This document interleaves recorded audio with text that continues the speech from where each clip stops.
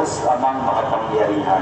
Tanggapin nawa ng Panginoon ito paghahain sa iyong mga kamay, sa kapurihan niya at karangalan, sa ating kapakinabangan at sa buong sambayanan niyang banal. Ama naming lumikha, sa iyo nagmumula at nagkakaroon ng kaganapan ng tanan. Sa dakilang kapistahang ito ni Maria, na ina ng anak mong Diyos na totoo, may pagdiwang nawa namin ang pasimula ng bagong taon.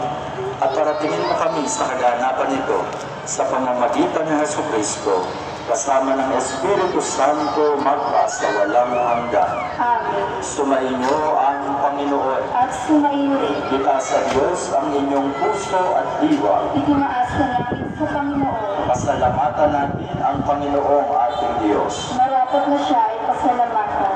Ama naming makapangyarihan, tunay ng marapat na ikaw ay aming pasalamatan.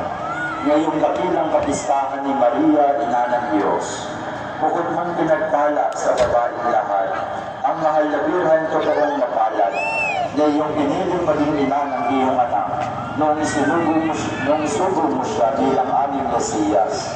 Sa kapangyarihan ng Espiritong Banal, ang Birhen Maria ay nabibilang tunay ng iyong anak na kanyang sinilang bilang liwanag nitong sanlibutan. Kaya kaysa ng mga anghel na nagsisiawit ng papuri sa iyo nang walang humpay sa kalangitan, kami nagbubuti sa iyong kadakilaan. Sana ba?